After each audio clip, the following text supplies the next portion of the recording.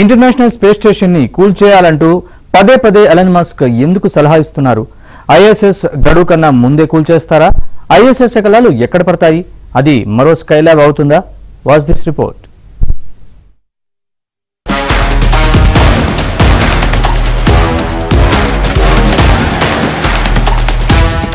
Sunitha Williams తిరిగి రావడంతో అంతర్జాతీయ అంతరిక్ష కేంద్రం ఐఎస్ఎస్ పై మళ్లీ చర్చ మొదలైంది. అసలు ఐఎస్ఎస్ ను కూల్చివేసి అమెరికాకయ్యే అనవసర ఖర్చులను తగ్గించుకోవాలని డోస్ అధిపతి టెస్లా కంపెనీ యజమాని ఎలన్ మస్క్ సలహానిచ్చారు. ఐఎస్ఎస్ పై చేస్తున్నది అనవసర ఖర్చంటూ కొత్త వాదాన్ని లేవనెత్తారు ఎలన్ మస్క్. అంతర్జాతీయ అంతరిక్ష కేంద్రానికి గడువు 2031 వరకు ఉంది. అయితే అంతకాలం ఎందుకని వెంటనే మూసివేయాలంటున్నారు Elon Musk. We did launch with fewer clothing, if you will, and that was intentional. We brought up some extra gear that the space station needed. We brought it up with us, so we took some of our clothes off. We were only going to be here a week or so, but we made do. It was no big deal, honestly. The space station program plans for multiple contingencies.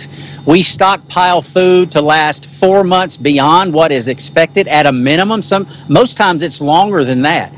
Food and other amenities, wet wipes, everything that you need up here. It takes a lot for human spaceflight, for humans to live in space since the year 2000. So we've been at it 25 years almost now, and that is just a normal part of the process. Committed to what our responsibilities are, what our national goals are, what our international partners and. I wouldn't characterize it like that. I think obviously there's a lot of discussion about it, so maybe people could conceive that that's the way we are, but we're not stuck. We're part of a bigger process, right? We're part of an International Space Station crew, and we just happen to be the second two on the crew that came up here.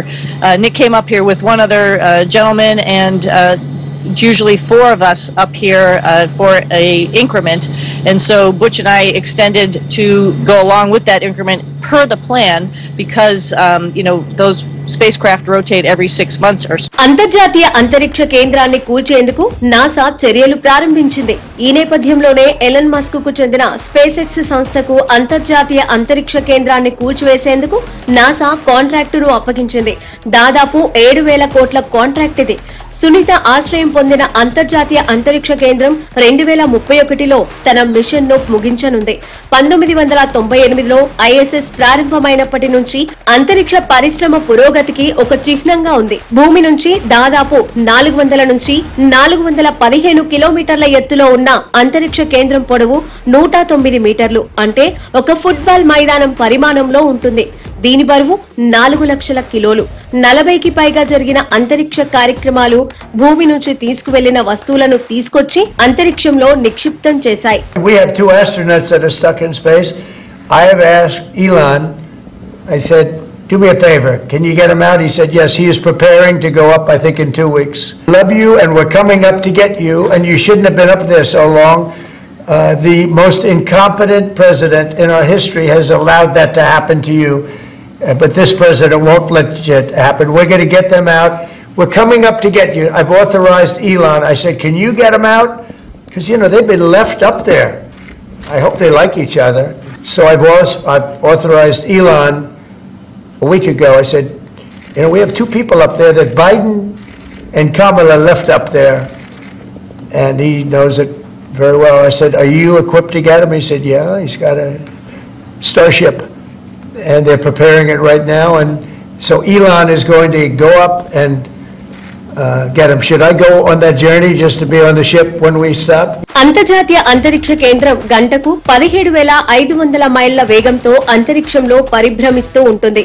ఇది ప్రతి 90 నిమిషాలకు ఒకసారి భూమిని చుట్టేస్తుంది. అంటే ప్రతిరోజు భూమి చుట్టూ 16 సార్లు తిరుగుతుంది. ఇంత వేగంగా పరిభ్రమించే ఇలాంటి ఓ భారీ నిర్మాణం భూమిని ఢీకొంటే చాలా నష్టం జరుగుతుంది. అందుకే ఎవరికి ఎలాంటి హాని జరగకుండా దీన్ని కూల్చివేయాలని నిర్ణయించారు. ఈ కాంట్రాక్టును ఎలన్ మస్క్ కు కట్టబెట్టారు. రష్యా, అమెరికా, కెనడా, జపాన్, ఇతర యూరప్ దేశాలు సంయుక్తంగా 1998లో ISS ను నిర్మించాయి. తర్వాత అనేక దశల్లో దీనికి మెరుగులు దిద్దారు. మొదట 15 ఏళ్ల పాటు పనిచేసేలా దీనిని రూపొందించారు. కానీ శాస్త్రీయ పరిశోధనల్లో, అంతరిక్ష పరిశ్రమలో అంతర్జాతీయ సహకారం వంటి అంశాల్లో ISS విజయవంతం అవడంతో గడువును పొడిగించారు. అంతరిక్ష కేంద్రానికి సంబంధించి 2021లోనే రష్యా ఓ హెచ్చరికను జారీ చేసింది. హార్డ్వేర్ సామాగ్రి కారణంగా అంతరిక్ష కేంద్రంలో సరిదిద్దలేని సమస్యలు తలెత్తవచ్చని హెచ్చరించింది.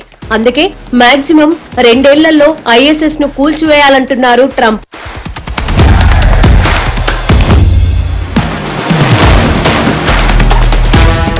ఫుట్బాల్ మైదానం పరిమాణంలో ఉన్న అంతర్జాతీయ అంతరిక్ష కేంద్రం భూభ్రమణ సమయంలో కాలానుగుణంగా దాని కక్ష, వాతావరణం, సూర్యుని ప్రభావంతో 1-2 ఏళ్లలో తన కక్ష నుంచి పూర్తిగా వైదొలిగి భూమిపై పడిపోతుంది. అందుకే దాన్ని కక్షలో ఉంచే రీబూస్ట్ ప్రక్రియ జరుగుతోంది. డిస్మాంటిల్ చేసేటప్పుడు అనవసరమైన మాడ్యూళ్లను వేరు చేసి ఒక్కొక్కటిగా కక్ష నుంచి తొలగిస్తారు. ISS ఎత్తు 415 కిలోమీటర్ల నుంచి క్రమంగా తగ్గుతుంది. తర్వాత ఎత్తు 280 కిలోమీటర్ల వరకు తగ్గుతుంది. ఒక ప్రత్యేక అంతరిక్ష నౌక సహాయంతో దాని దూరాన్ని 120 కిలోమీటర్ల వరకు తగ్గించడానికి చివరి బూస్టును అందిస్తారు. ISS 120 కిలోమీటర్ల వరకు చేరుకుంటే గంటకు 29,000 కిలోమీటర్ల వేగంతో భూ వాతావరణాన్ని ఢీకొంటుంది. భూ వాతావరణంలోకి ప్రవేశించే సమయంలో విపరీతమైన వేడి కారణంగా అంతర్జాతీయ అంతరిక్ష కేంద్రంలోని అధిక భాగాలు కాలిపోయి గాల్లో కలిసిపోతాయి. మిగిలిన భాగాలు పసిఫిక్ సముద్రంలో పడిపోయేలా ప్లాన్ చేస్తున్నాయి.